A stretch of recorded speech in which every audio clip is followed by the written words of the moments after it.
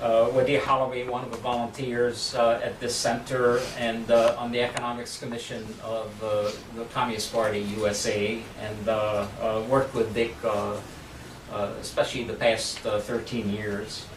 So really welcome to this celebration of the life of one wonderful, gentle, unifying giant in the history, I think, of all of science and of Marxism. And really one extraordinary human being. So our relationship had the makings of a bad bar joke. You know, where a Jew and a Palestinian walk into a bar, and where's this going? So, but if both the Palestinian and the Jew share Marxism, the bad joke disappears, and it opened the door for some incredible humor. So when we first met, he identified himself as a third-generation Red. And what a Red. And then in recent years that became fourth generation Red, and I'm hoping that today we'll hear about his great-grandmother. Great-great-grandmother, sorry. Our historian here. I once said to him, you know, that I think all of the Marxism in his life gave him an unfair advantage in science. And he agrees, you know. But then I said that the Marxism also gave him an unfair advantage in humor, and what a sense of humor he had, by picking up from the finest contradictions to the biggest. So we first really met in Havana 18 years ago, February 18 years ago. We were both speaking at a symposium on the 150th anniversary of the Communist Manifesto, and that invites grandiose talks. And what did Dick choose to talk about? The contradictions that ordinary hotel workers in Cuba faced as a result of Cuba having to open up its tourism industry to capitalist hotels. It was so lovely, and also in flawless Spanish, just.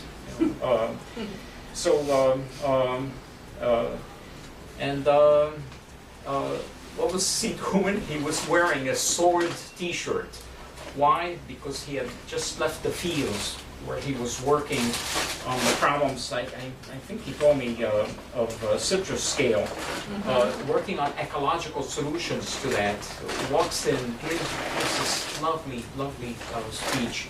So, but that work on citrus scale was part of the theoretical and practical contributions he was making to develop the agriculture of ecological transformation of agriculture.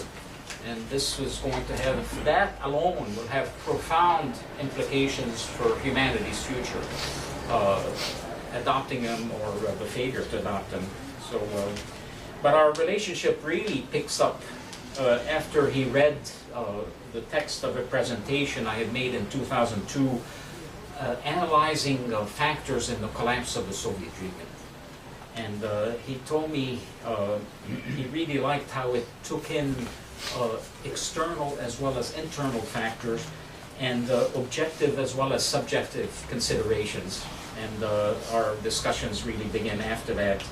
So what was also very significant to Dick, I think, was that the presentation had been made in Beijing at the invitation of leaders of the Communist Party of China. And even in that presentation, because of its obvious implications for China, had huge challenges for China. And I really thought it was the last time I would speak in China, and instead the door opens wider right then.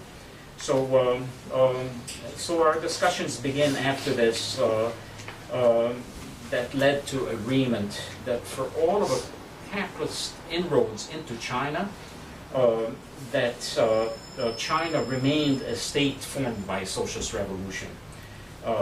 a state of the same class as the Soviet Union, say, or Albania or Yugoslavia before they felt a counter-revolution, and the same kind of state as the Vietnamese or Cuban state today. And while there are big differences, we all know, say, between a Cuba and a China, but they're all products of the working class taking power.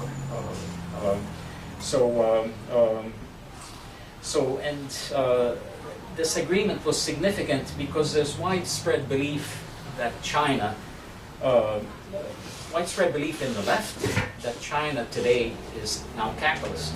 And Monthly Review, for example, declared China capitalist, period. This was 11 years ago or a little more. So, incidentally, the agreement was facilitated after I gave Dick a copy of a remarkable 1956 analysis by Vince Copeland called The Class Character of the Chinese State.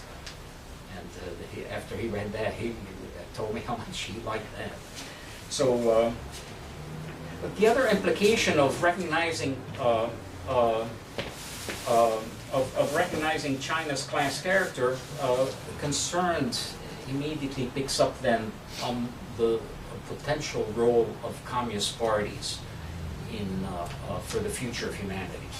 So, and considering the severity of errors and problems in communist parties, so the thing is Dick, as those who knew him are surely aware, always carefully took into consideration available resources, and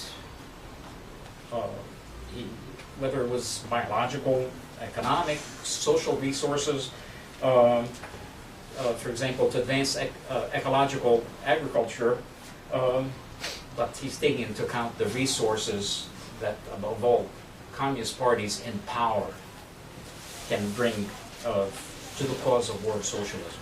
So, as he pointed out, the Communist Party in power, even in a small, relatively impoverished state like Cuba, can mobilize resources for even the biggest workers' party in a capitalist country can't begin to match.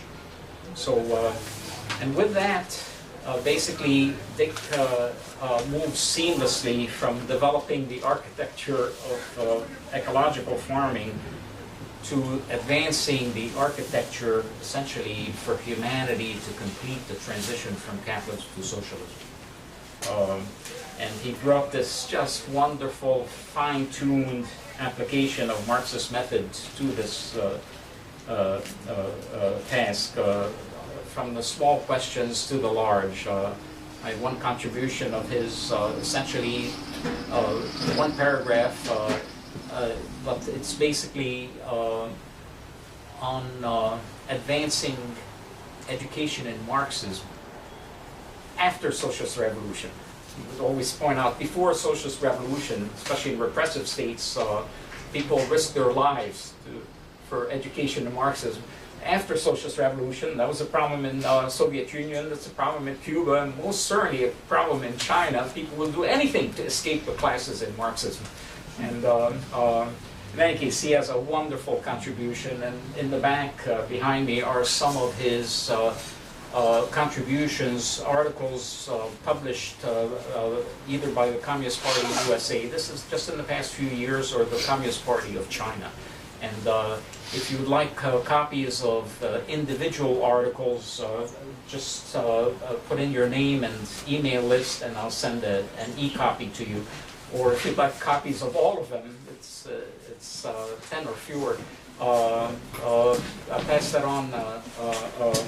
There'll be a sign-up sheet for all of them. So, in any case, a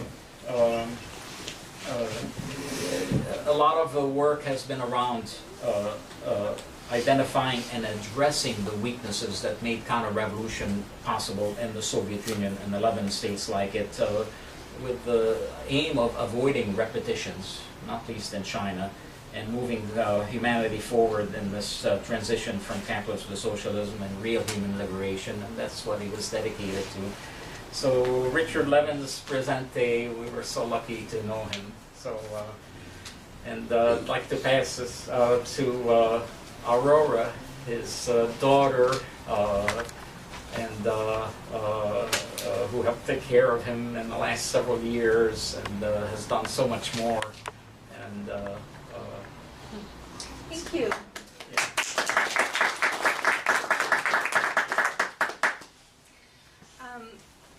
Well, I wanted to talk a little bit about his background, his early life, and that multiple generations of radicalism, which had a great deal to do with the fact that mistakes and betrayals and things that didn't work never touched his revolutionary commitment, that he was not somebody who became cynical when principles didn't match practice, that he was somebody who had a really long historical view, in part because he came from multiple generations of revolutionaries who had struggled in different countries and in different contexts over a long period of time. My father was a product of the Jewish radicalism of those villages and small cities in the southern Ukraine. He was raised by his grandmother Leah. She was the primary political influence in his early life. He grew up in an extended family home in Brooklyn with his grandparents, parents, aunts, and uncles. Writing in the 1930s, Leah said it was her own grandmother who had, quote, planted the revolutionary spark in her. That grandmother, whose name we don't know, was the wife of a rabbi in the city of Kremenchug, which was a center of the Jewish Enlightenment movement in the Ukraine that advocated greater social integration for Jews, secular education, and the education of women. This woman was a better scholar than her husband and was a local wise woman. People came to her to resolve disputes, and she was really pissed off that she couldn't be a rabbi herself. She said so in temple. The response was, "This is God's law." And she said, "Your God is a man," got up and walked out and took her husband, the rabbi, with her.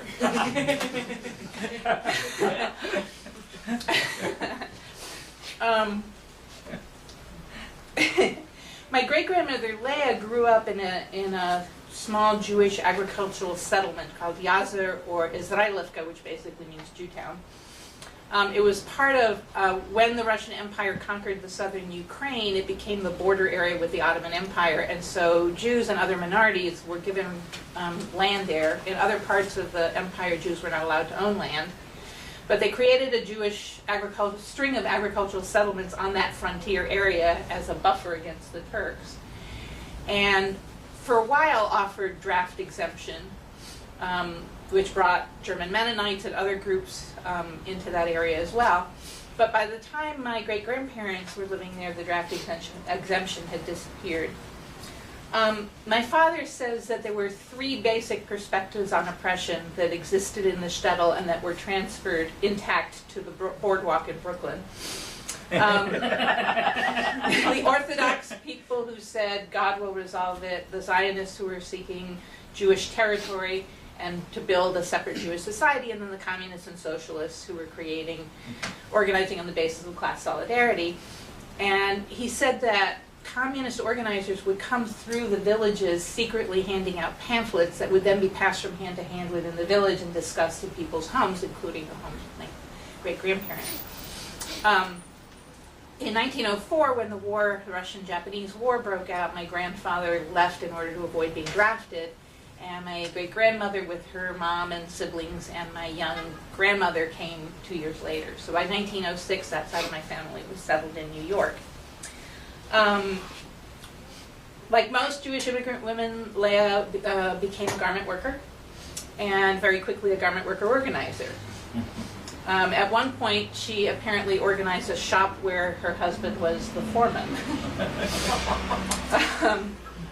She was also a feminist. She worked with Margaret Sanger teaching immigrant women about birth control in the tenements. She'd go hear Emma Goldman speak and was a great admirer of Rose Schneiderman, the feminist socialist labor leader who was the one who actually first said that women needed bread and roses.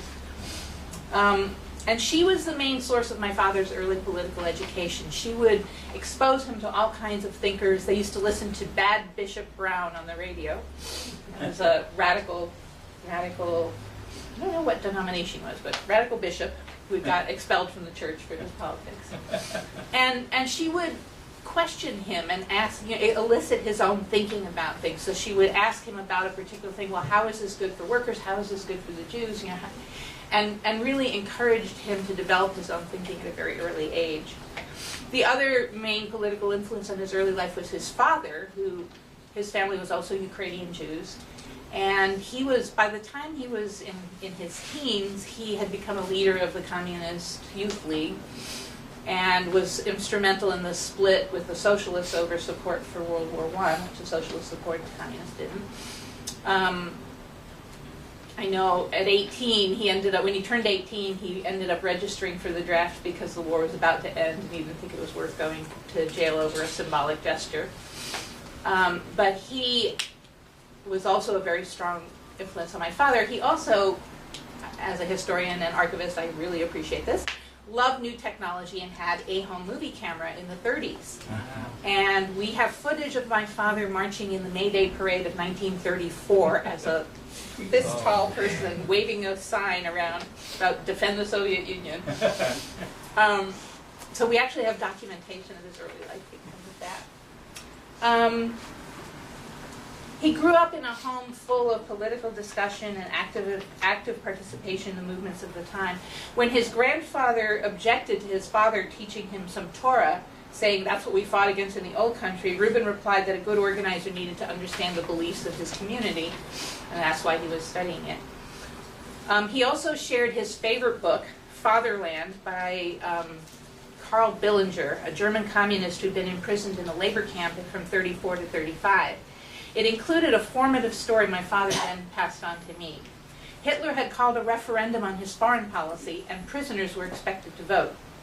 The leaders of the different left groups met in the latrines at midnight to discuss what they were going to do about the situation. The communists said, if we all vote no, they're just going to throw out the ballots. If some of us vote no and some of us vote yes, it upholds the illusion that we're actually free to express our politics here. The only way we can actually communicate to the outside world is if we all vote yes. And the Nazis will probably not throw those away, and we will have communicated to the outside world, who knows that this was right after the Communist Party was outlawed in Germany. They know who we are. It's going to be our way of sending a message. And he said that some people responded to that by saying, how can you possibly ask us to vote yes on such a horrible, and really responded emotionally. And the communist group was thinking strategically about the actual impact of those actions. And although that camp didn't manage to get a unanimous yes vote, a number of camps did, and it was a very successful strategy. So that was this early teaching to him of the difference between reactive and strategic thinking, something that he then passed on to me when I was young. Reuben died when my father was 16. I'm not sure at what age exactly my dad joined the party, but he was certainly a member by the time he started college at 17. He had left home by then, and a year later he met my mother, Puerto Rican, born in the United States just barely. Her parents were immigrants in 1929. At a communist social evening, they fell for each other instantly. They were sitting around listening to classical music and talking politics. And although he does admit that her gorgeousness was a factor, he said she asked the best critical questions. And that was true for her entire life. They fell for each other immediately. Their first date was a movie, but their second date was a lecture by black feminist communist Claudia Jones on the woman question, after which my mother asked how this applied to their relationship, and my father proposed. What he actually said was, let's be faithful for 88 years and then review the situation. Their next date was the Peekskill riot, when white supremacists tried to stop Paul Robeson from performing. They were married in June of 1950 as they were both turning 20, and went to live in Ithaca, where my father was in college at Cornell. When he graduated, it was made clear to him that he was unemployable as a communist. The Korean War had just started, and they were uncertain what was going to happen when he refused to fight. So they decided to go to Puerto Rico, get to know my mother's country, and have some time together before a possible separation if he was jailed. And my mother talks about there was a famous conversation on a park bench in Ithaca when they decided that's what we're going to do.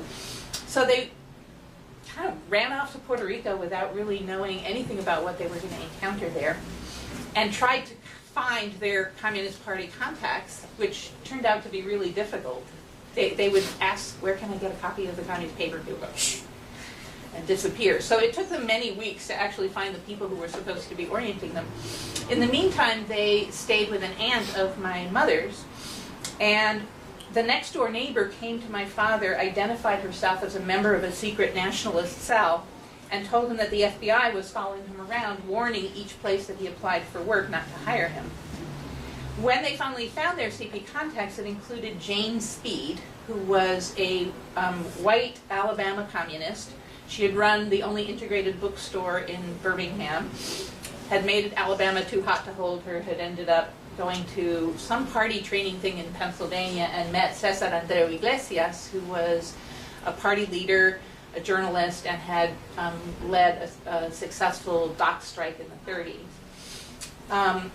Jane said, buy land, at least you won't go hungry, and introduced her to a family friend who was farming in the mountains and helped them find the farm that they bought. For $5,000, they got 90 acres. Wow. This was the beginning of my father's long relationship with the actual land of Puerto Rico. At that time, he was still a geneticist. It was my mother's questions that turned him into an ecologist. She asked him, but what do the flies do the rest of the time? And she continued to ask questions like that, but what's happening when we aren't looking, and what about this, and how does that? She was always asking larger context questions. And so he became an ecologist as a result. But in the meantime, he was a tropical farmer conducting fruit fly experiments between trips to market to peddle vegetables and eggs. Jane and her husband Cesar then moved to the mountains and built a home on my parents' farm, and together with a small handful of others, they were the entire CP presence in the central mountain region in the west of Puerto Rico. My father joined forces with a local agronomist to organize a cooperative of small coffee farmers. My mother organized rural women through the 4-H club, using the opportunity of teaching sewing and other home skills to get them talking about their lives.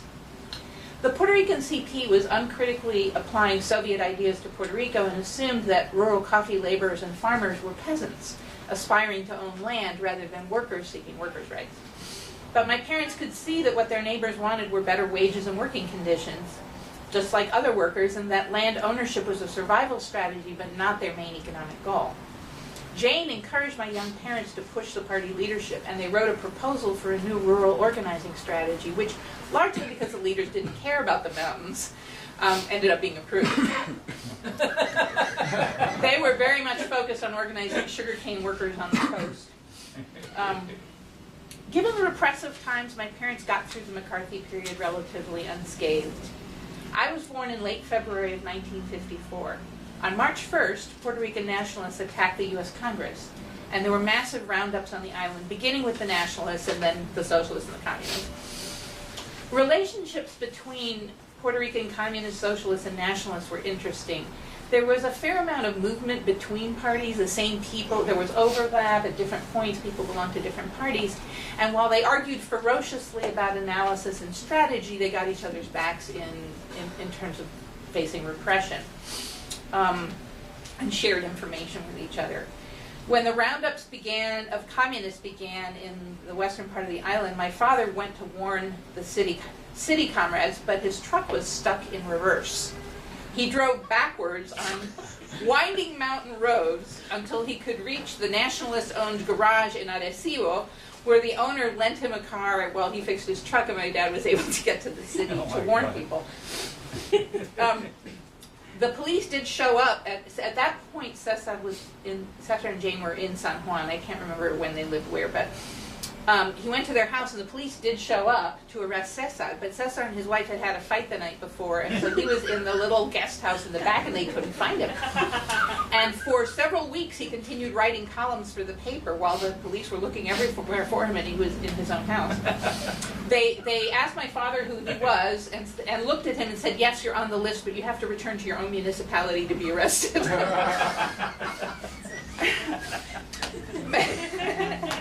My father did get arrested, but was released the same day. Cesar and Jane spent 6 months in jail, and many nationalists got long sentences. At the time of his arrest, my father says they underestimated my mother and left her alone. They took a lot of books from his house and never did return the first volume of Capital. So we have 2 and 3, but not 1. He also, in a spirit of inherited mischief, filled a small address book with writing he copied out of Peking Review and out of Russian genetics books, and just put random characters in there so that the police would spend a lot of time trying to crack the code.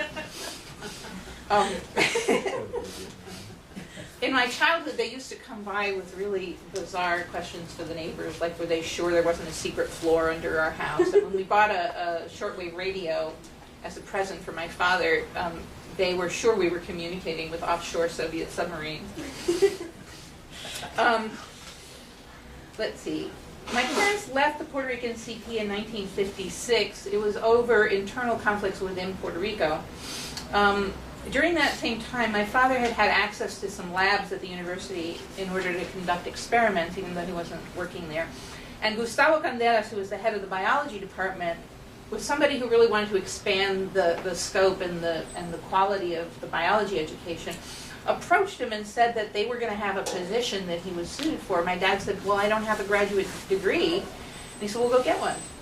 You know, it'll be around. The job will be around when you come back. So my parents did leave, and not because of Candelas, but they did leave to go to New York for my dad to get a graduate degree at Columbia. And by the time my mother finished college at the same time, so for 4 years we all lived in New York City. By the time he returned in '61, the political situation had eased, and it was possible for Candelas to hire him at the University of Puerto Rico. Times were very different than they had been earlier. The triumph of the Cuban Revolution was a major factor. Within weeks of that event, the Movimiento Pro Independencia had been founded in Puerto Rico. And as soon as my parents got back, my father joined. The rural organizing of the 50s was no longer taking place. The movement was really centered in the cities and around the universities and urban labor unions and against the Navy bombing of Culebra and Vieques. My mother and us children lived on the farm, and my father spent 3 days a week in the city teaching, officially and unofficially.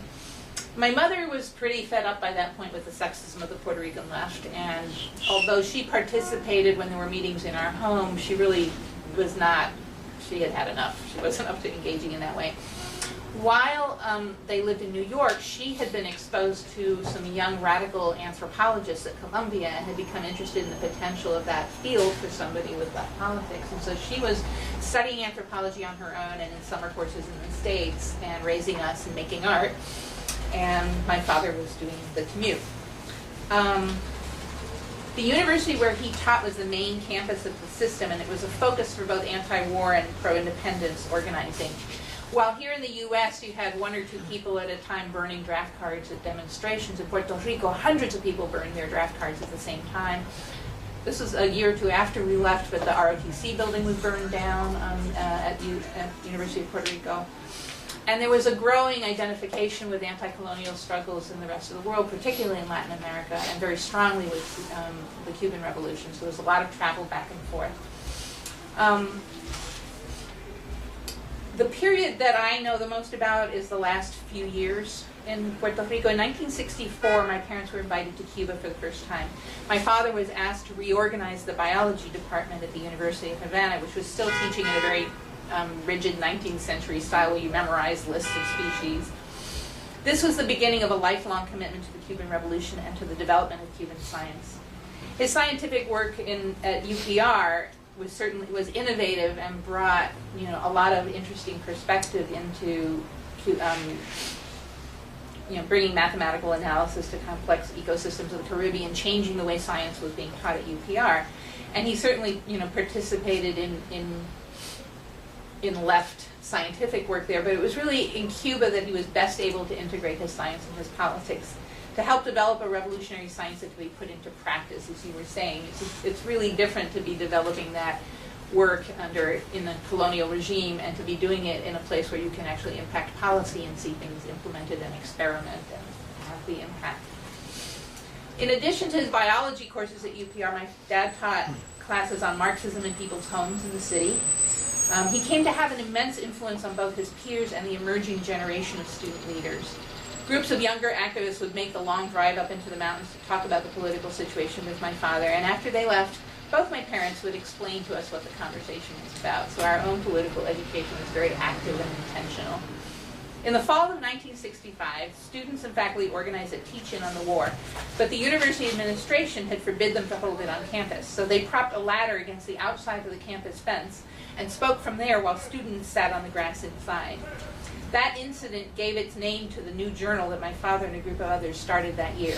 La Escalera was a high-quality, independent journal of political analysis.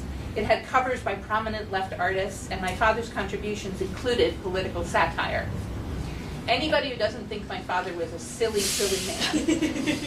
When some people in the movement raised suspicions that he was a U.S. agent, at the same time that the right was saying he was a communist spy, he wrote a confession that he worked for the CIA, the KGB, and Chinese intelligence, and claimed work expenses for all three. Every time he had lunch, he wrote it down in the blue book, the yellow book, and the red book. He also said that Ricardo and I were specially trained Russian dwarves and not children at all. In 1966, he wrote his most influential essay, From Rebel to Revolutionary, which I just finished translating, and I'm going to put up on my website and distribute. It's a work that's still deeply relevant today. In it, he laid out the necessary evolution from reactive to strategic thinking, from rebellion to revolution, by using a rich array of examples from the anti-colonial struggle of that time. He wrote about the need to embrace complexity, to understand that figures like the then rector of the university could be allies on some issues and opponents on others, and about the complicated relationship between reform and revolutionary organizing. It was a parting gift. That same year, he was denied tenure at the university, supposedly for incompetence, which was completely laughable, and lost a legal battle to keep his job. In June of 1967, we moved to Chicago, and the focus of his political work changed. The MPI had become the Puerto Rican Socialist Party, and he was a member of the Chicago chapter. He was an expert witness in the case against the U.S. Navy in Vieques, testified at UN hearings on decolonizing Puerto Rico, and taught a course on Puerto Rican history and politics for the young lords in Chicago. He continued to follow Puerto Rican politics closely, and right up until his death subscribed to Claridad, the weekly paper of the PSP. His commitment to his work in Cuba grew, and he traveled there more often, eventually going every year. He also went to Hanoi on a science delegation in 1970 and came back to found Science for Vietnam, which did scientific research on behalf of mostly people in the north that included finding microorganisms that could break down Agent Orange in the soil, and species of mud-dwelling fish that could be put into the bomb craters and prevent the mosquito-borne diseases by eating the larvae, and very practical kinds of research that were then transmitted, and which I, as a high school student, got hired on to help with. But although he stopped going to Puerto Rico, he never lost his love for the land, the people, and the possibility of liberation. In 2009, I visited a forest reserve and research station that the people, the scientists he had mentored and worked with for 35 years, had established there. On the first page of the guest book, they had pasted in a letter from him, talking about how Cuba was the place on earth where he felt most a communist and most a scientist. And then he said that someday he hoped to invite them to a similar ecological research station in the liberated Puerto Rico. At his main memorial, which is coming up next week on the 6th, I will talk more about who he was as a person, tell some stories about what he was like as a parent. But I want to end by saying that for my father, being a revolutionary included infinite curiosity and kindness. He loved exploring how other people think, understanding the roots of their ideology, and thinking about why and how we make mistakes. One day when I was 10, I asked him some question about our quote-unquote enemies. And he said, there are no bad people, only bad choices.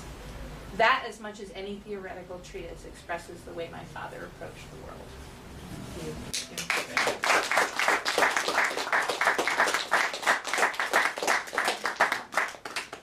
That was wonderful. And thank you. And I can see how the humor and sense of the contradictions gets inherited. So. And I have to say, you know, his uncles and his father were incredible pranksters, so he came by his humor and silliness and satire out of a strong family tradition. Wow, thank you. That was really appreciated that. So he did say to me once that his years in Puerto Rico were the happiest in his life, and It's deeply satisfying for him. yeah, so. Partly because he was only at the university 3 days a week. And so he couldn't be really pulled into departmental politics and squabbling and all of that stuff in the same way that later in Chicago he had to cope with. He just got in his car and drove for the mountains. Apparently he taught a course in astronomy, and so he would go out at night. This is from right. And the police didn't have the resources to follow him. They were sure, because he was going out at night, that there was some secret.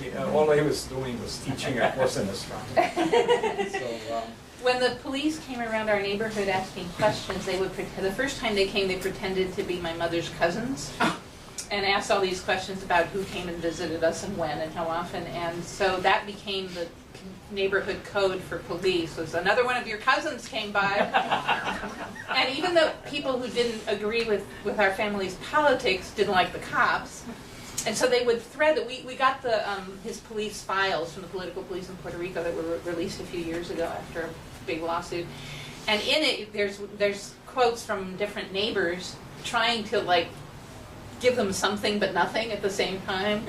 There's somebody who mentioned that my parents didn't like the Star-Spangled Banner. Or, you know, somebody saying, well, a lot of people visit them, but we don't know who they are. And you know, so we try to.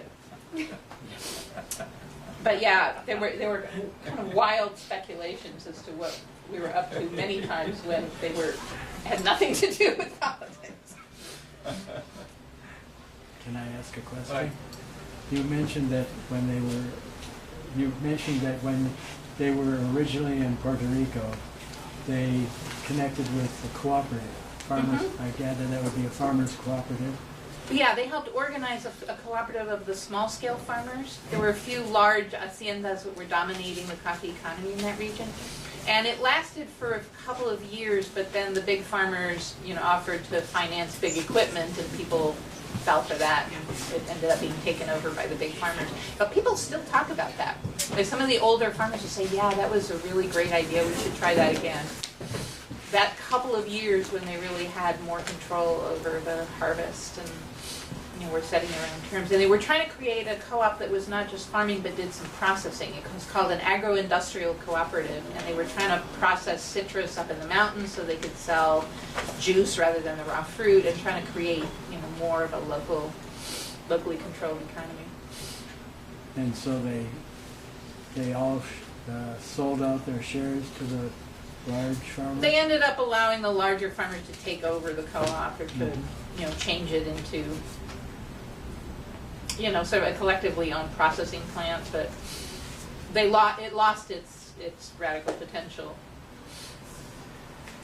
We'll continue and we'll have discussion. Wanted to invite Steve Kirschbaum to follow up. We're talking again about one of the real scientists in Boston and beyond, in this case in the form of one of Boston's outstanding labor leaders in every way, and not confining his efforts to the union that he leads, the school bus drivers union, but to the neighborhood where he lives, and well beyond. And Steve knew Dick decades ago, and but if you open up, and I don't know if you want to sit in front, or you can stay where you are. The cameras can. Although it would be delightful to be closer to a floor. And thank you, Wendy, for this kind invitation. I wanted to just make a few personal remarks, because Dick and Rosario were very dear friends of my family. And although I regret we never got a chance to really know Laura and Ricardo that well, we knew a lot of them because parents, when they get together, they talk about their children. And I had said to Aurora when her mom had given my wife, who's now deceased since 2007, a copy of her book, Bridge Across My Back. You know, it was discussions about, you know, what revolutionary liberation work her daughter was doing. And I still have up in my study one of the early posters that Ricardo did as part of a poster collective.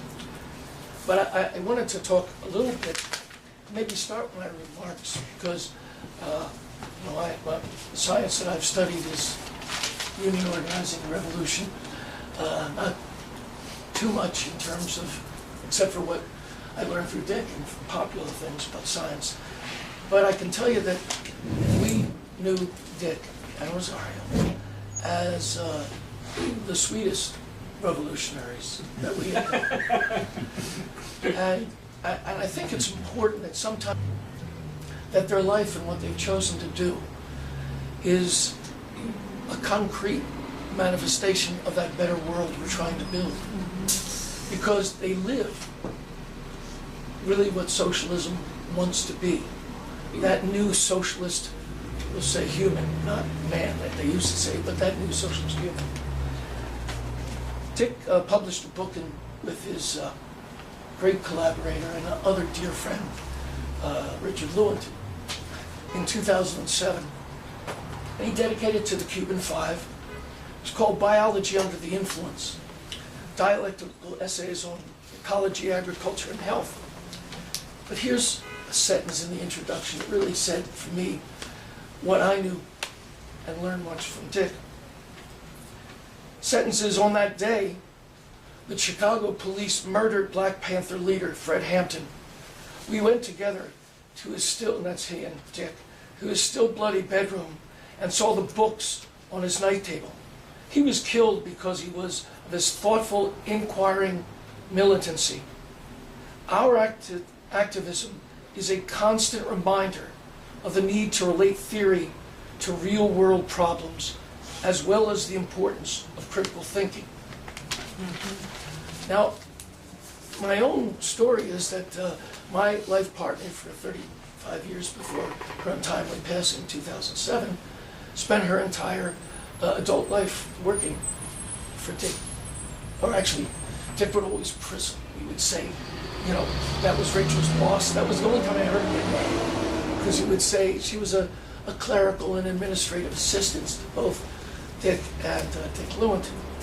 And she had left a right-wing law firm here in downtown Boston, Foley, Hogan, Elliott, where she and some other young folks had organized the first union of legal workers. And until '75, by the way, it was against the law for people who worked in law firms to form a union. Some folks don't know that. But after she left there, she went to work for this awful right-wing ideologue on the 12th floor of the Harvard School for Public Health. And he was a population right-wing scumbag. That was not the official title, but that's what he was. And around the cooler, the water cooler, she would hear the people talking about those communists down the hall, And she came down and told me this. I said, well, go down the hall. And so she went down the hall and met Dick and Flavio and Charlie Puccia, who I, since had to inform of Dick's passing as well. And by the way, when you talk to any of that old crowd, just the love that pours out for Dick really tells you a lot about an individual. And so fortunately, Rachel would go down there and talk with them, and 3 weeks later, Dick needed a clerical and secretary and administrator, and so she was hired. And it's an important thing, I think. A lot of the work for women doing that kind of labor is extremely alienating. It's extreme drudge. It's the worst, almost oppressive. But Rachel, having the knowledge, she was doing it in the service of liberation because she worked for two revolutionary scientists. That made her feel as though when she would come home, and she didn't have to still do all the work, but it was going in that direction. And I'm someone that used to come over there all the time, and I was like that. It's actually something that Dick and I had in common, this crazy adoring of our life partners. But when I would come in, Dick would ask me, and it was in the early days of the bus drivers union, before it became the powerhouse that I'm proud it is today, as we've just taken down one of the largest global corporations, Veolia, and won a pretty monumental struggle, which can come another time. Maybe we can get that. But after 28 months of being fired, we have beaten them. But when I met Dick, it was in the early days of what we were doing. And, you know, you figured somebody's being nice and friendly. Hey, what do you do? What do you do? Not with Dick. I would be late going back to work because he wanted to sit down and wanted to know all the minute details of organizing workers, you know, in the 70s and 80s, which was a little bit of a difficult period. And then into the, Just a bit. and the 90s and others. And so when he told me the stories of what they did with the Black Panther Party, and then as a young fella, I held up Fred Hampton as a hero.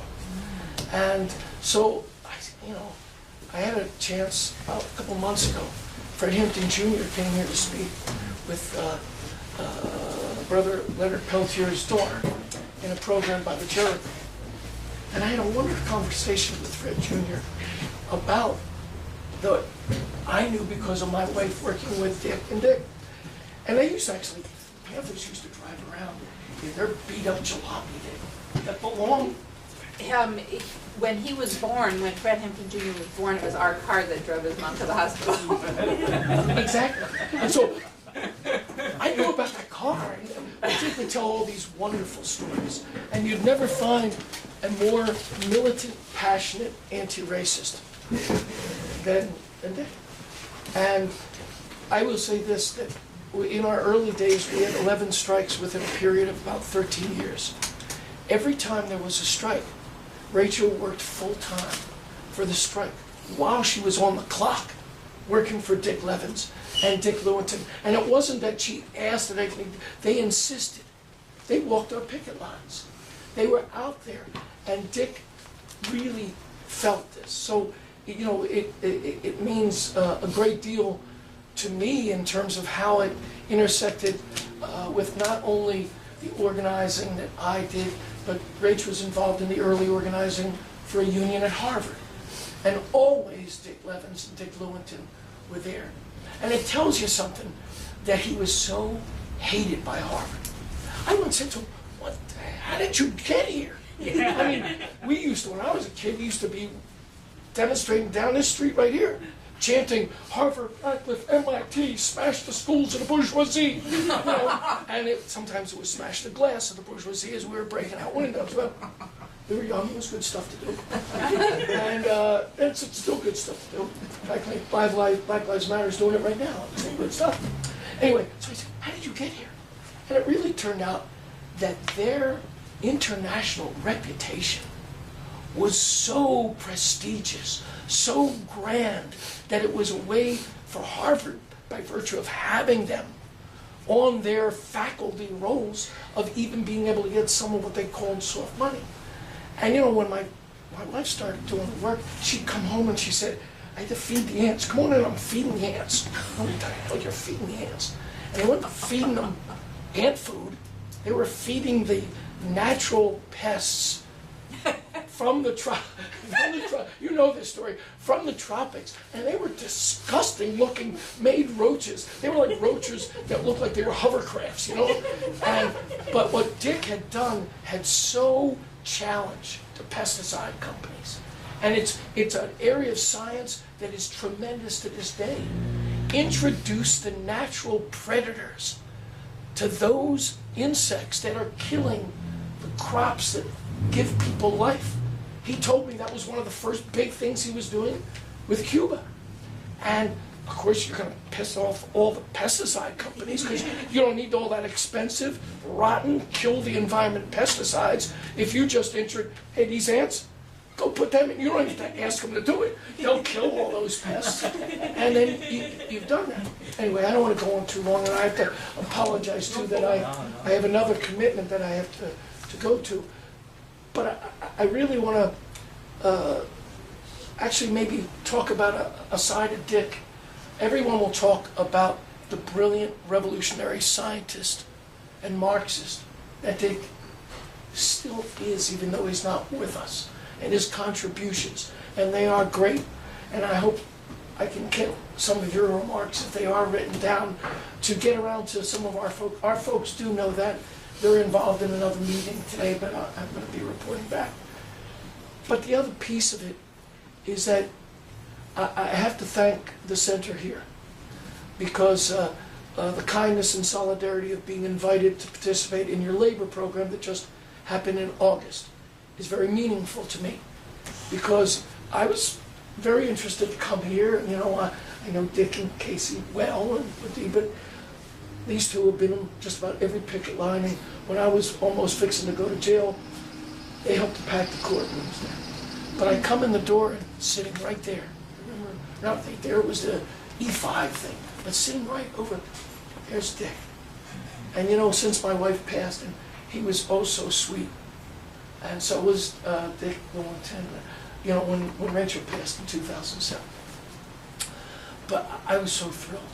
Well, a couple of my coworkers who were there, the president of the union, said, God, Steve, we see you. You were like leaping and getting all excited because it was Dick. And it was the last time I saw Dick.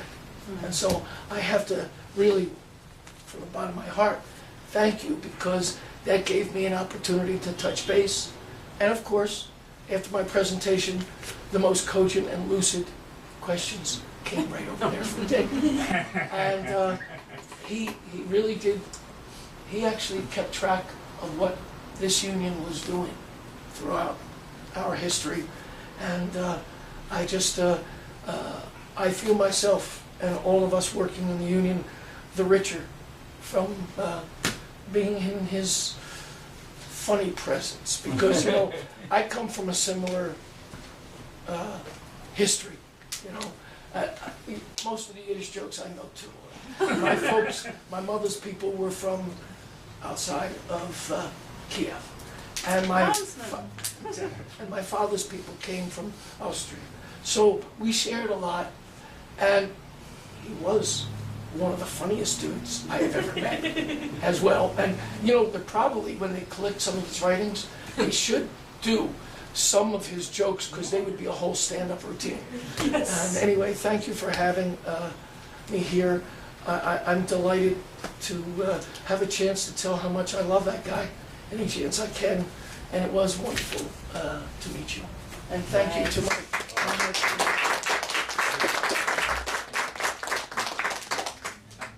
Again, Steve had a conflicting meeting and made this, and really congratulations on this union victory.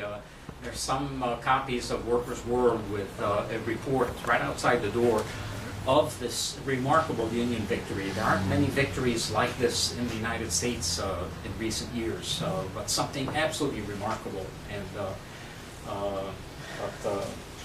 I see that the sense of humor is not only inherited but contagious. And, I will say this: the last time that I saw him, he was thrilled that we were winning this, and we were kicking the living daylights out of this major corporation. He would be so excited. Because Veolia is probably one of the single most capitalist, imperialist corporations poisoning the planet.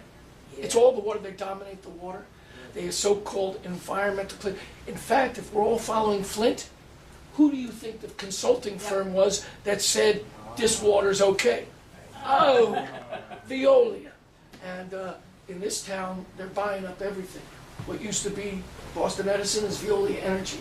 What used to be a lot of the waterworks, walk down the street and look at the so-called manhole covers, they all say Veolia. And they're a BDS target as well. Very big, because, and BDS won, drove them out of Palestine. They operated these segregated bus lines, and I can tell you one of our strongest solidarity worldwide that we did was from the Electronic Intifada, and Brother Abu Nima, and all those working on the anti-Veolia struggle. But that's for another day. Thank you, and Thank you so much. yeah.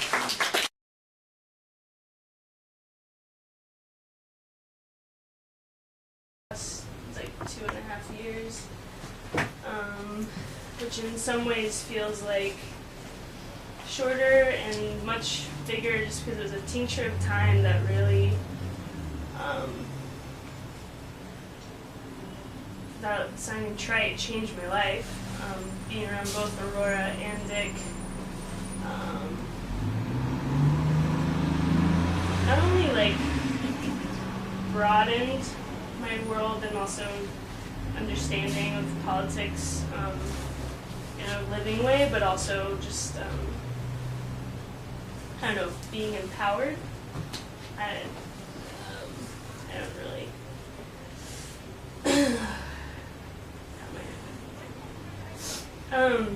But one huge thing that the thing you said about from rebel to revolutionary, thing that I think I'll keep you saying because I could probably talk and mumble and cry for about 3 years about Dick, is that he really helped me understand, and just by talking and asking questions about my life and really wanted to know me, showed me that, I don't know how to explain it without all the context, but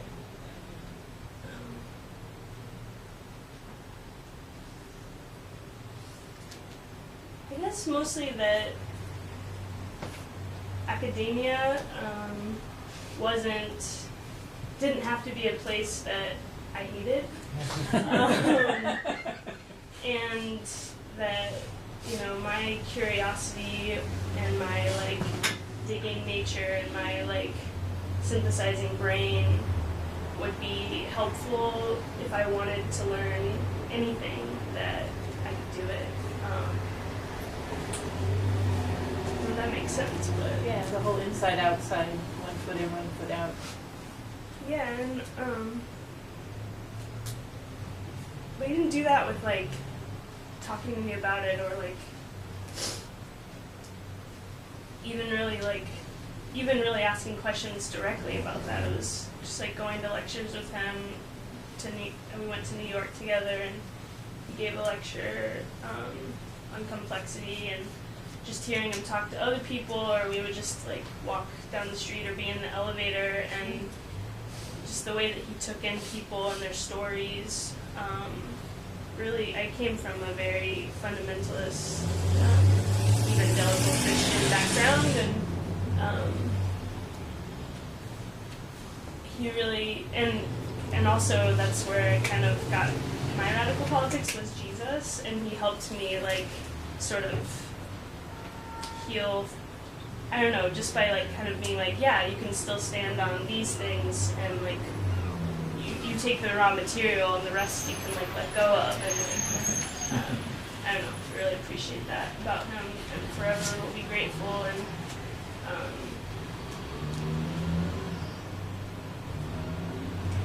You got a lot of his silliness too. yes. And yeah, I'll have to think harder about all those ways, but yeah, we were always laughing so hard, or he would be smiling really big and I would be laughing, and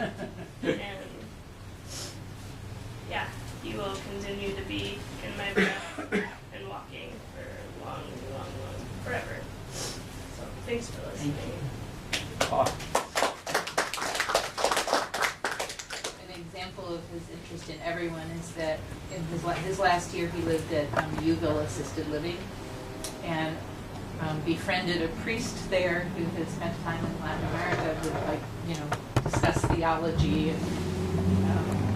and really dig into like, well, what motivates you, and what do you think about this, and what do you think about that, to the degree that this man burst into the room as my father was taking his last breaths and attempted to anoint him with oil. We had to actually fight him off. Both upsetting and hilarious. He came in and said, "We are now going to pray." And we went, and they said, he said, "Let Jesus walk with you as he has all of your life." And we said, "No, wrong guy." That was Marx. But we had to actually, you know, push him out of the room. because he wouldn't leave, and my father was in his last moments, and in fact took his last breath as we were pushing his man out of the room. So his friendship got him into some interesting situations. Excuse me, but he would have loved the story, the joke. Maybe it's an old one, and I'm sure he knew it, about the man in the shtetl who was dying, the Jewish man, the father of a large family, and as he was about to draw his last breath, he called his sons to his bedside and he said, "I want to see a priest." And they said, "You want to see a what?" And he said, "I want to see a priest." "Papa, why do you want to see a priest?" "Never mind, I want to see a priest." So after much haggling, they said, he wants his last wish. Get him a priest. So they brought in a priest. Okay? He said, "I would like to be baptized and converted." He said, "Papa, are you out of your mind? I want to be baptized and converted." It's Papa's last wish. Doesn't have it. So the priest threw holy water on him and pronounced him Catholic and left. And he said, "Papa," as he was slipping off, "Papa, what was that all about?" He said, "Better one of them should go than one of us."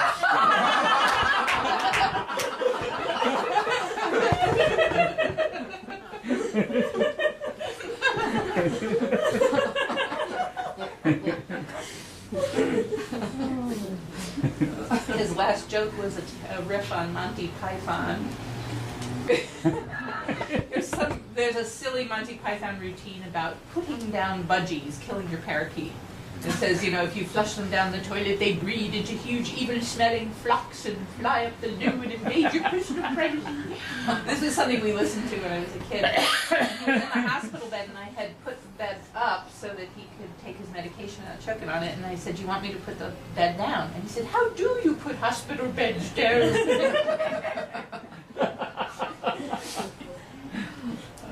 We sang to him for the last 4 days. And he was not really able to articulate very much, but when we sang Guantanamera, you could see his lips moving as he sang along. And at one point we were singing songs from the Spanish Civil War, and we paused and he just came out with a line, the chorus of a different song from the German brigade. Wow.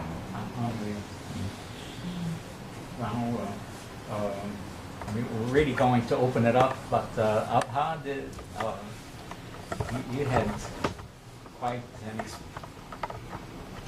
a long experience with Dick, and yeah. Yes, indeed. I mean, I met Dick, I believe, in 88, and we were part of studying David and Steffi's, David Hindustan and Steffi Burkhan. And I mean, I have to say, I was just awestruck in the beginning. You know, we would be sitting there, and Dick was so patient, and everybody would go around. And of course, if you're in a room full of academics, everybody's dying to speak, whether they just.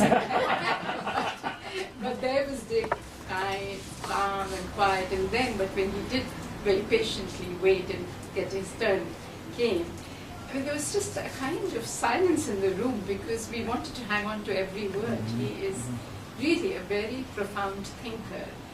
And when I was at that time, I was teaching in Western Mass, and I invited Rosario and Dick to spend a week with us at the college. They were resident scholars. And of course, Rosario did a poetry reading, and she was just marvelous, absolutely, at the whole thing. And then the next day, Dick was going to speak, and they had dinner with me. And then we went to the hall, and on the way, Dick tells me, it was quite, a bit of a distance. It wasn't that I could run back. And so he said, "Oh, I left my notes in your living room." So I said, "Never mind, it's okay." And then he starts talking. And he's talking so fast, and he's covering so much. And I looked at my watch, it's only 15 minutes, and in my head I'm saying, "Dick, slow down, there's a lot of time left, Of course, I was totally wrong, because Dick could have gone on for 3 days without any notes. And of course, these students, who are all these young students, are just spellbound, because he's able to connect, his visit to Cuba, his ecology work, his work at Harvard School of Public Health, and they all somehow he can weave a story which is so incredible. And when he was there, of course, we would see a lot more of him, and our son was 8 maybe at that time, and he would tell him, and I think Aurora, they were recanting the stories before, they were recollecting them. where he would say that, oh, how they were stuck in some island. They had no idea. That's about the only thing I remember is that they said they waited for the goats to eat, and then only after the goats would eat something they knew that was not poisonous. Yeah. And just all kinds of stories he told our young son, who was just enthralled by it all. But Dick's influence on me has been so profound, and I think it's very hard for me to figure out, because I've internalized so many things that he has taught us over the years. My training has been in chemical physics or physical chemistry, and then I shifted to doing history of science. And at the time when I was shifting, of course, there was this big controversy around Sokol. I don't know whether you remember this Science Wars, as it was called. Oh, yeah. Where this physicist, progressive man, had played a big prank, had written an article, and had used very esoteric language, and had written all kinds of things. And then when it was published, and then he later on said it was a spoof, any student or undergraduate student should be able to tell it was a proof, but it is the arrogance of these social scientists, those who are talking about science studies, that explains this anti-science phenomena. And it was really a tough time to be shifting to history of science at that time. But then you go back and you read Levins and Lewontin, and you get such a different notion, where they insist that science, like any other knowledge, is not objective knowledge in that sense. If there's a contradiction in science, that it is socially produced.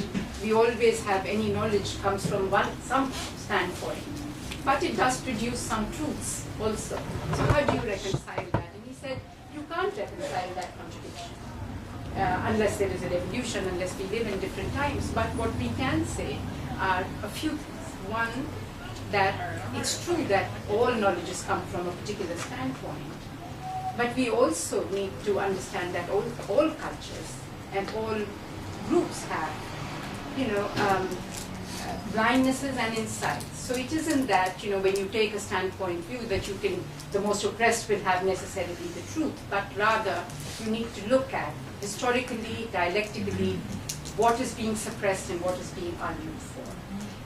These simple things that, sort of make you not just fall into this, relativism as it is called, but you sort of think creatively, critically. And he's always telling us that any scientist, if they're not critically self-reflexive, that's not the kind of science. And from standpoint perspective, he is unabashedly unafraid of saying, if the theories are going to be racist, sexist, or class biased, then we have to reject those theories right from the beginning, which is an anathema to liberal scientific establishment. But that shows his commitment. So for him, he was always a scientist, but also a scientist who was deeply engaged with issues of the society and always on the side of social justice. So, it's like you, I'm also, it just strikes me some days that I will not be able to have, meetings with Dick Levins with ease. That was that he always was so accessible, And I also want to say that he did feel, I think, kind of Harvard, and one of the things he said, which now when I'm hearing these stories, I think that it was also part of his own life experience, when he thinks about objectivity as a process, right? And in that process, you continuously question. And he says that our job constraints, whatever those conditions are, we can work within those constraints, but we should always be pushing the boundaries. But what was so lovely is that we should not let it constrain our minds. So sometimes how easy it is when you are in academia that people are so constrained by, whether I'll get my next paper published if I do this or do that.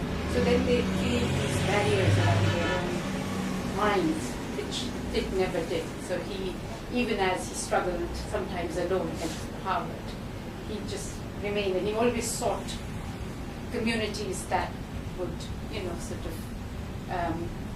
that he could talk about and talk to about so many. So, I mean, it's just such a, I read his work, and every time I read it, I get something different and something more amazingly insightful from him.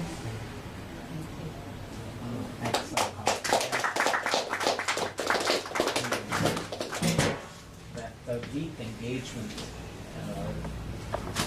When I think of Dick, I sometimes call it the 4 C's and extended it to 5 C's. The first is just his profound commitment to Marxism, which really means human liberation, and coupled with courage of his convictions. So how he came to the defense of Fred Hampton at the risk of his career, or defense of the Young Lords when they were, absolutely extraordinary. So but they had that courage of those convictions, the consistency. I once said to him, that his work reminded me of Marx in terms of consistency. I said, is there consistency like Marx? And he said, maybe Darwin, which I hadn't thought of. So, but the 4th C is the culture that he developed. It is a culture of respect that facilitated discussion and the struggle of ideas, and there was just something about it. And sometimes, I think the 5th C is comedian, and all I think because it all came together because of his engagement, and it never, just amazing. And I also think deep humanity, when you read his work, he, my tendency would be to just point to everything that is wrong with that argument, whereas he would start with where we can be together, till what point, this is how that we agree with till here, and then he will diverge and tell you why it should be, that we should be following a more dialectical way of looking at things. So what you were saying earlier about understanding that all knowledge is produced in particular contexts, and he was constantly interested in investigating that with the people he agreed with and disagreed with. And one of the projects he and I worked on together was a letter proposing a meeting between him and Fidel, in which he wanted to talk about mistakes in science and politics. Trying to map out what the typical mistakes of Cuban revolutionaries and U.S. revolutionaries were, and that if you knew what your characteristic mistakes were likely to be, then you could plan for that, and that solidarity work was going to go a whole lot better if both sides understood each other's typical errors and their own. I wanted to say something about what you said about courage, because a number of years ago somebody wrote a piece about my dad getting a call that Chacha Jimenez, leader of the Young Lords, had been arrested, was at a police station, was a scary situation. My dad said, okay, I'll come on down. And that the person who had called him was making a big fuss about it, talking about how courageous it was. And it pissed him off. And he said the reason it pissed him off was that it was kind of assuming that he was making the decision in that moment. And he distinguished between activist and revolutionary, that an activist is like doing something, and it's an activity, and that a revolutionary is being something. That it was a lifelong commitment that then got applied to different situations. But he said, I didn't make that decision that day. I made that decision when I was like 6 years old. Comrades in trouble, you go. And you may be worried about what the consequences are, but you're not trying to decide if you're going to do it.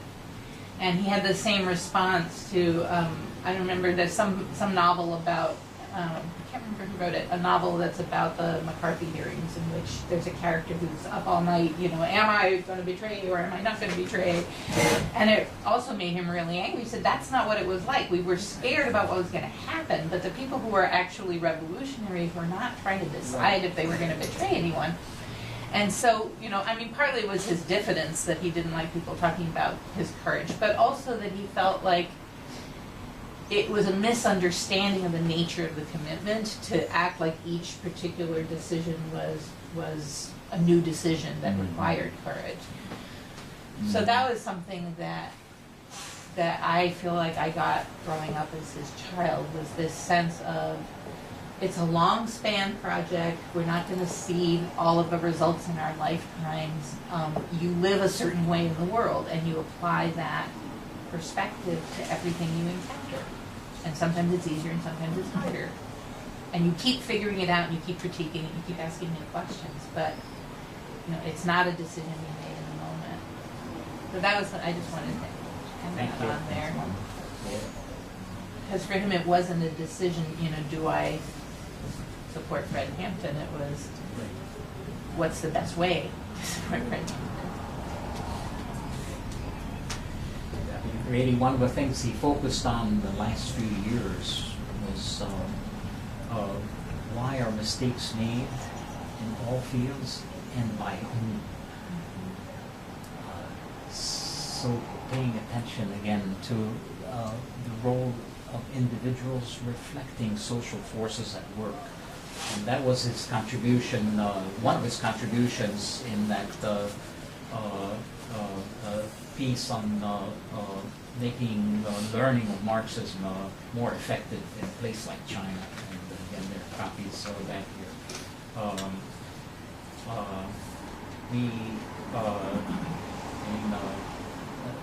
We really want to open it up. He was so happy when he met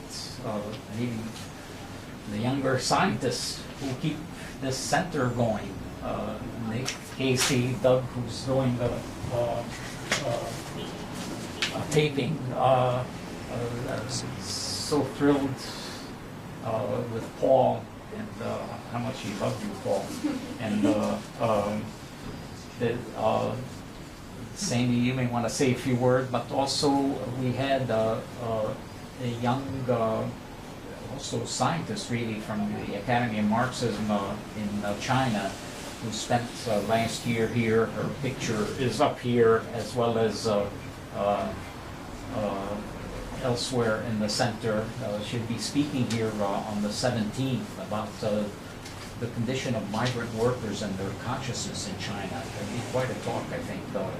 She's coming in from China. But in any event, so we can really open it up. What I would like to do is I'd just like to read a few words that Xiaoping sent for today, and a few words that Eric Brooks sent. I'm just taking a segment from Xiaoping. She says, I send my thoughts and mourning heartily. Please see below. And she says, I had the great pleasure of meeting Dick at the CME in New Year's of 2015 and the International Labor Defense Conference on August of 2015 when I was visiting Boston. Even though he was not in so good condition at the time, he still came to give us encouragement and support. His experience, wisdom, achievements, and high involvement in our work was strongly respected by every one of us. In my eyes, as a spiritual leader, he built a temple of honor and virtue and unselfish devotion to his beliefs. Today, although our hearts are aching, we need to look up where undoubtedly Richard's wishes are perched for a better human society in the future.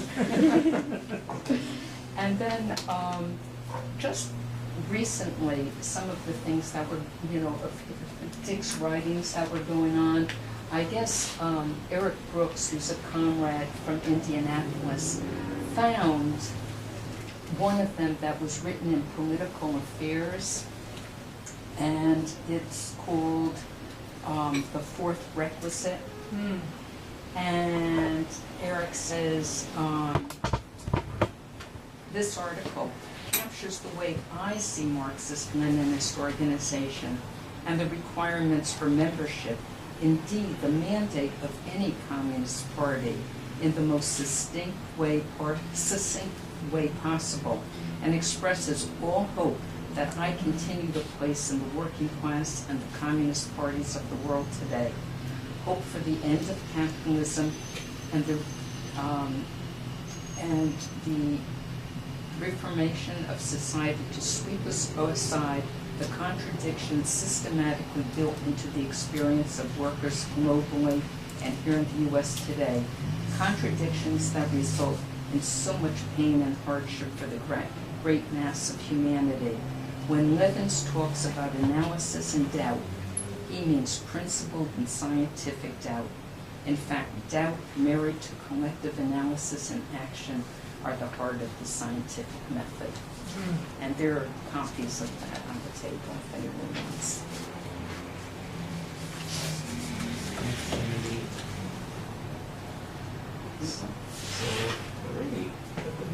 And we should eat.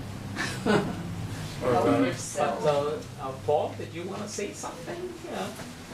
Yeah, I can say that students liked him a lot. I think a couple of years ago, he also, there's like an award at the school for mentorship. So he was 82 at that time, so he was awarded like the mentor of the year or something. So the students really liked him, and he was very accessible, and he would always meet them, which is kind of a rarity in the school where nobody has time for anybody. Even just being that just set him apart. And a lot of students would go meet him in SMS, and he would spend like 2 hours with them just talking about everything. And several students have reported that he starts the conversation with, "What are you worried about today?"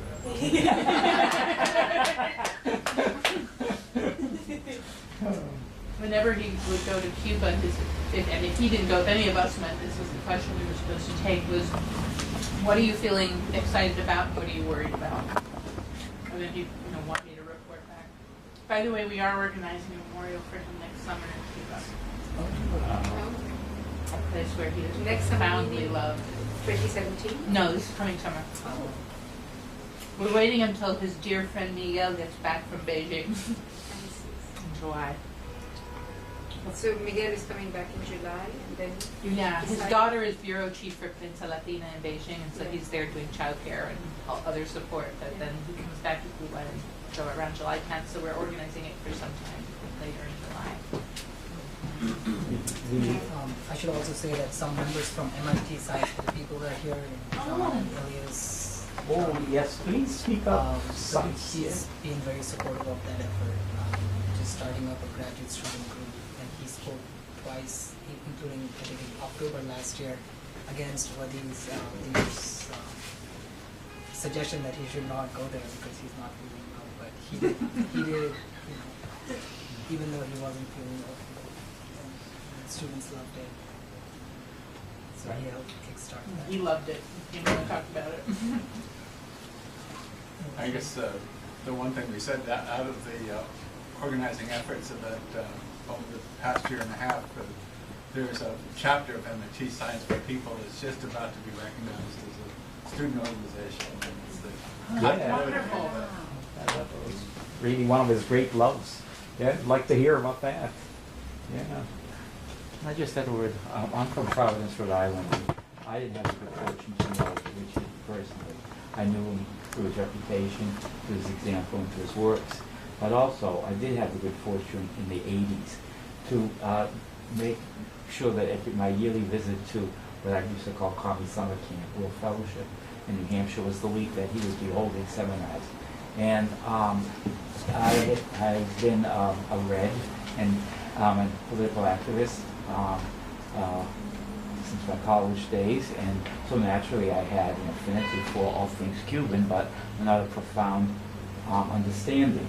And it was by meeting him and just sitting and listening to him talk, or many references to Cuba, that he sparked the curiosity in me that led me to investigate more and more and more. And though he never knew me, I think I'm an example of probably thousands of others who you is a great, and I've used the word teacher in the true sense of the word, as someone who helps lead out people from what they do know to a greater understanding.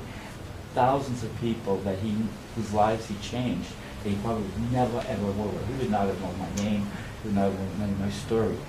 I became so involved that I've been going to Cuba now for the last 18 years, and this year I celebrate my 18th year with my Cuban partner, same-sex partner, my comrade and my partner Juan.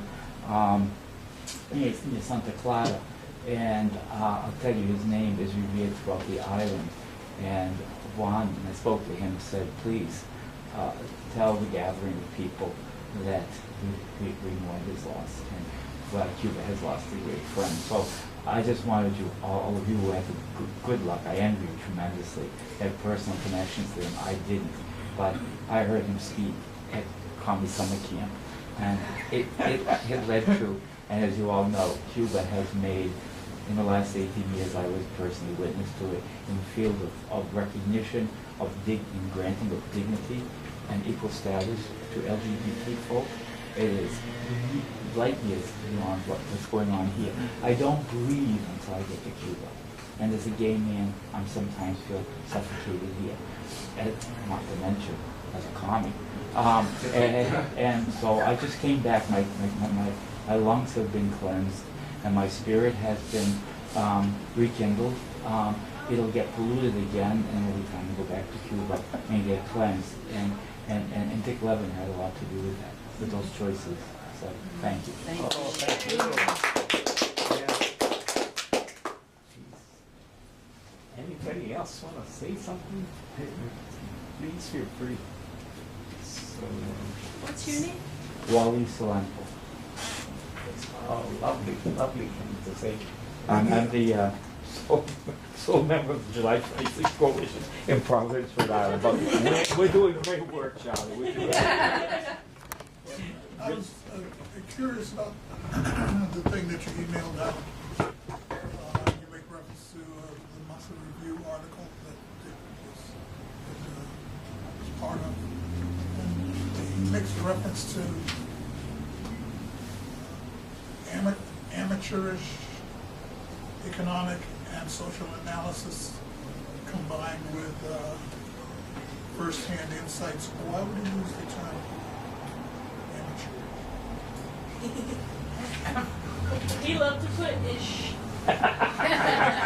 on things because, I mean,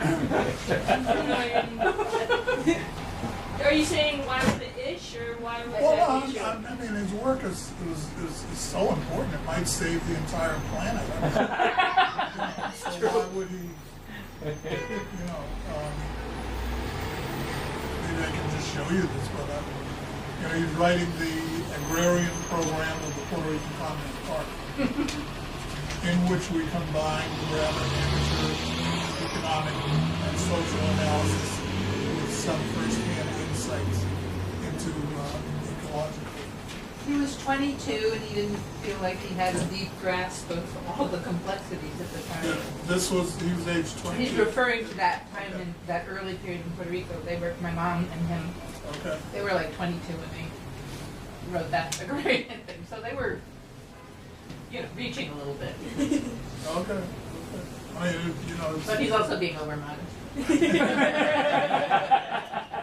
No, because it just, obviously, this ecological stuff regarding agriculture is extremely important.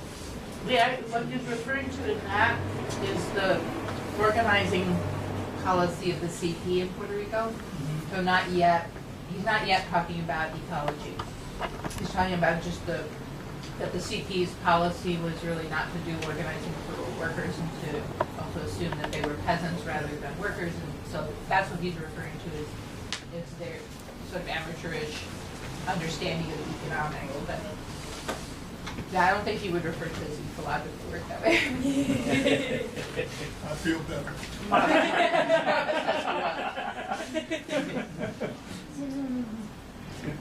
Anybody else? You got stories. I know you got stories. Hi. I'm Yaji from China. I'm a student in Marxism school in China. And I have known Professor Levins from the internet. I read his articles and I wrote an email to ask him if I could be his visiting student in novels. At first, he refused my request. And then he asked me many questions to talk about the natural dialectics, Marxism, Engels, and something like that. And then one day he wrote a letter to me, and he said that he would accept me as his student. So I come here on September the 1st. And the moment I met him, I know the reason why at first he refused me, because he lay in bed. He is not in a good condition at that time. But he continued to teach me every week for about 2 hours. We talk about many questions, and he gave me homework on world agriculture, European history, many fields besides the ecological problems. What about the Bible? Yeah, he told me. Just checking. Yeah, he told me the stories, and he asked me to read the stories in the Bible. I think that he opened my horizons about Marxism, because in China at first I think that Marxism is just about the classical struggles, workers' conditions, but on scientific and Marxism there is a combination, the complex systems, that many questions are related to Marxism, and that is what we should study at the present. And the last meeting I met him on January the 17th. He was in bad condition, and he can't help breathing. But he asked me questions, and I found that there is a book at his near his bed, and that is the monthly review, the latest edition. I was shocked at this, because he can't help speaking, and he is in very bad emotion and condition. And then I think this condition will continue for a while. But on January the 19th is when he died. Yes, I just heard in the news he passed away. So, well, as a Marxist, I was really inspired by him deeply, because I think he taught me many lessons, but the most lessons is that women has a career, and his spirit will continue in the world, even if he's died. So, as a comrade, I think he is my comrade at my career. I think as a Marxist in China, we should continue his career. Thank you.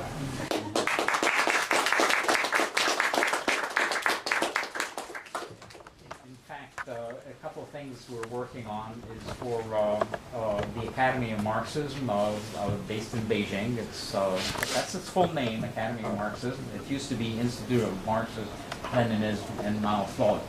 But it was elevated to Academy of Marxism 10 years ago, or 11 years ago. And one will publish a special section on Dick's contributions, both scientific and to Marxism. And we also are beginning to raise or have asked about possibly having a special conference on Dick's work in China, possibly in Cuba, with the contribution from China, and partially on this question of eco-agriculture, which is huge in terms of, I think, like Richard said, the future of humanity, but on all of his contributions. And so in any case, there is agreement to publish 2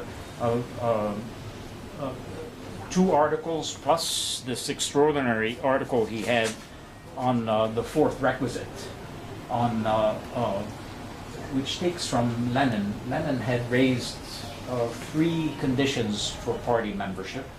One was accepting the party's program. The second was supporting the party financially, and the third was actual participation in a unit of the party. And he's raising as a 4th one that therefore the 4th requirement for joining the revolution should be the willingness to criticize. This is extraordinary. And this will be published also in one of these journals, which have published, and I have copies here of other articles that he submitted and were published in China. So in any event, and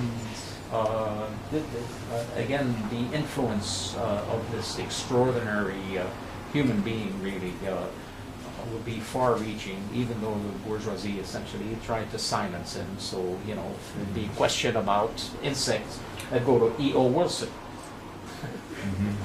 and not Dick. So, but they weren't very successful. So, anybody else want to say? I'll say something. So, I even though I lived here for the last 5 years, and I tried to see Dick actually. We were supposed to meet in SSS, and I gathered he got sick, so I never actually got to meet him. But I grew up, you know, I'm of this age that grew up at the end of history. And, you know, and I really like math and physics, and you know, I found Marxism in a weird way. I found Capital in the library when I was 14, and I found it because I was trying to figure out what the hell was happening in Central America growing up in Miami, and there was always this dual existence in my life between being a scientist and being whatever I was, you know, a radical. And it was when I found the dialectical biologist in my 1st or 2nd year of college that I saw, you know, in some very profound way. You know, he always jokes all his papers in the 60s were Quindissa turned into math, which is funny because I'm I'm actually revisiting those even on a mathematical level these days in the work I do. But and so you know, I would say that that work really is the reason I'm a radical and a scientist and not in the Bay Area at some tech startup, because everyone I knew, you know, went there, and there was something so chic and cool about joining the bourgeoisie, especially if you grew up relatively poor like I did, you know, and people are offering you hundreds and hundreds of $1,000s right out of college. But, you know, there was something so pure and intellectually correct about the argument. So I would say, you know, you know, I didn't know him, like I said, but when I found out he passed away, you know, the first thing I did was pen an obituary in the Albuquerque airport for about 8 hours for him, and cried the whole time through it, you know. So, you know. That's all. I'd love to read that. So then, me too.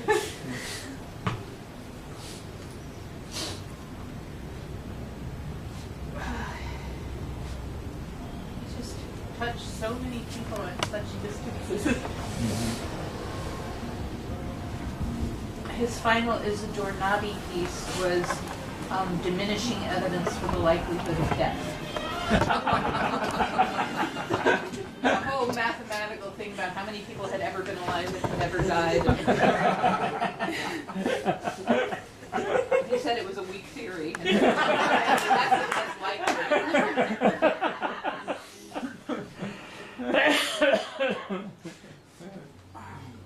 Really tried to bring humor in the last mathematical piece that he's been working on. And he told me that the numbering, he had put imaginary I numbers. Many of his scientific papers in the 60s were headed by quotes from the poet Casimiro Fuentes, who does not exist. Did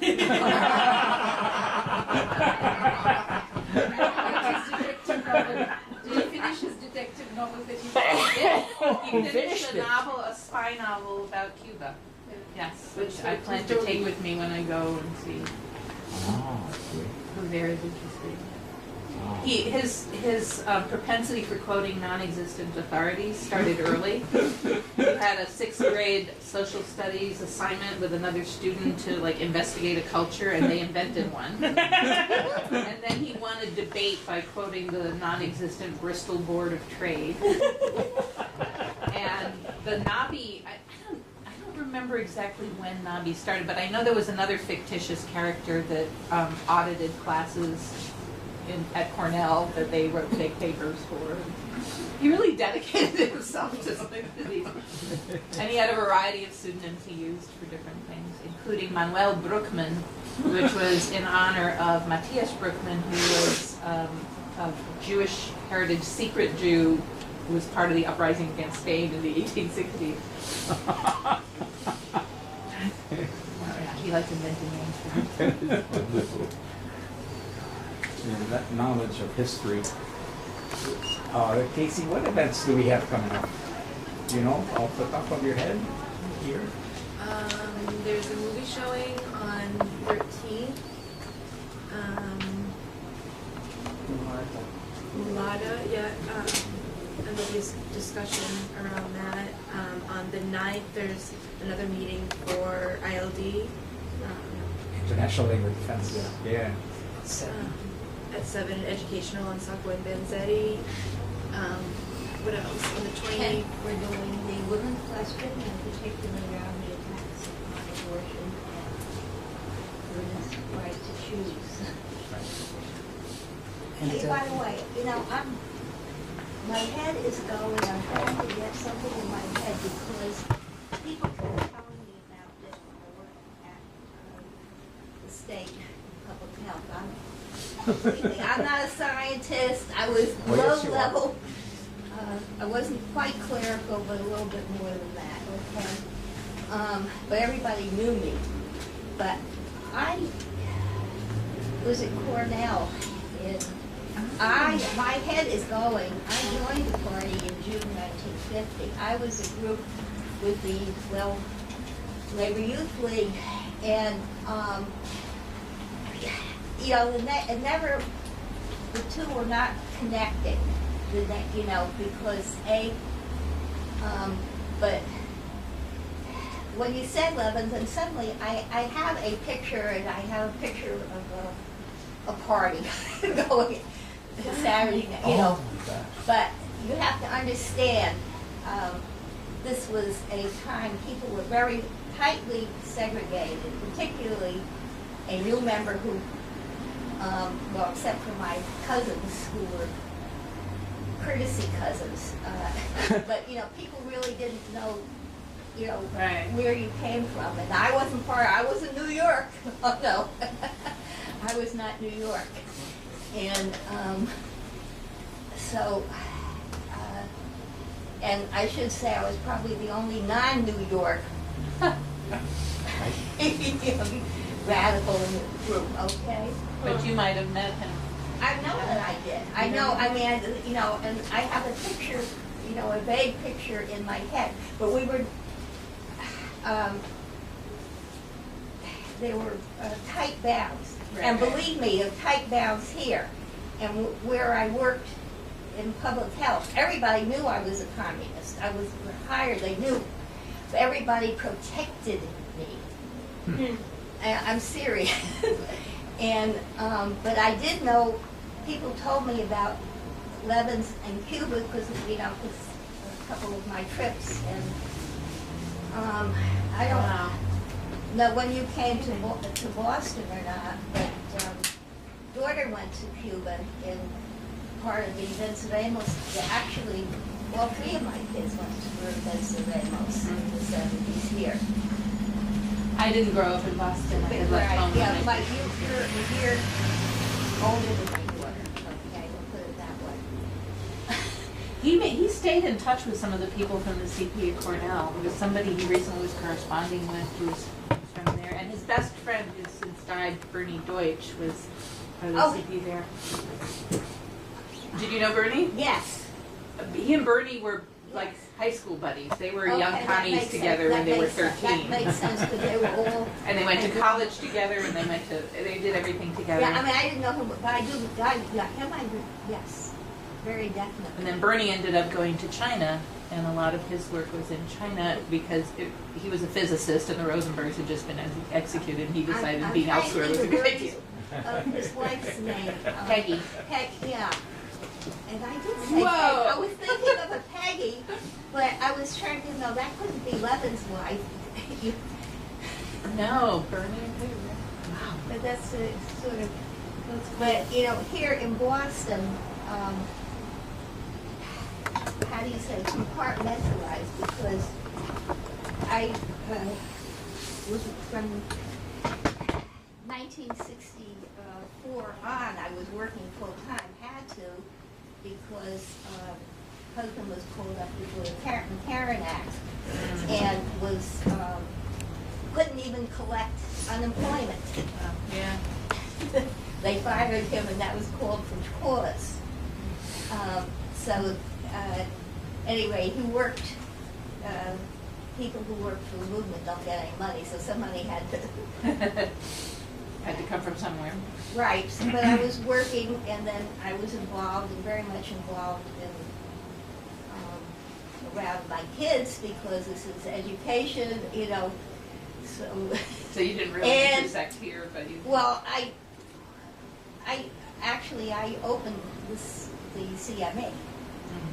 Because by that time they were, I had a little bit more time to do organizing and not fighting with people about saying, well, let's have a meeting and discuss this or that election, and we'll do it at 6 o'clock. And no, I have to go home. Somebody has to be home to make sure the kids, somebody eats, and the homework gets done while husband is out organizing. Well, you know, I mean, I hear you. Or I would babysit because my daughter was the babysitter, the professional babysitter. You know, but at any rate, but I swear Bernie Deutsch, I remember. I wonder, you and I will talk afterwards. Yeah, I want to amazing. find out who you're in touch with.